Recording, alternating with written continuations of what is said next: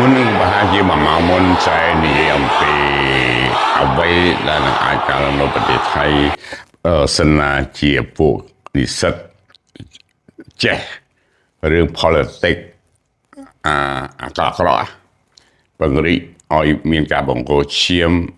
រដប់ទៅសិរិនថនចូលអានឹងវាជារឿងការដៅទេណា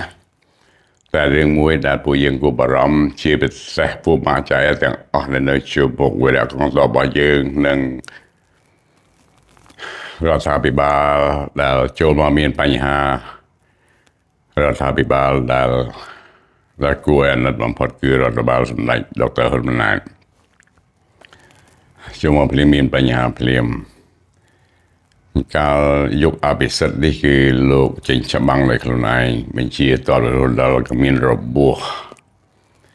តែថ្ងៃនេះចូលមកធ្វើជានាយរដ្ឋមន្ត្រីក៏កើតបញ្ហាទៀតអ្វីដែលចៃបារម្ភបំផុតគឺបើសិនណាជាវិការរឿងនឹងមកវាធ្វើរឿងដដែលគឺវាសាងស្ថានភាពដើម្បីច្បាំងជាមួយនឹងខ្មែរថ្ងៃនេះស្អែកយើងអត់ដឹងទេដើម្បីបង្វែរអារម្មណ៍របស់ប្រជាពលរដ្ឋសៀមមកចូលរួមនេះវិញបំភ្លេចរឿងដែលកើតឡើងក្នុងការបោះឆ្នោតចោលនេះដែលពួកយើងទាំងអស់គ្នាគួរតែបារម្ភអរគុណពុកម៉ាណាចែនិយាយនេះសិតតែជាការឡៅទាំងអស់ណាកុំជឿចែអូខេយកប្រវត្តិសាស្ត្រយកថ្ងៃនេះហើយនឹងយកអនាគតនិយមមកគិតខ្លួនឯងដែលអ្វីសំខាន់បំផុតកសិកម្មអូខេ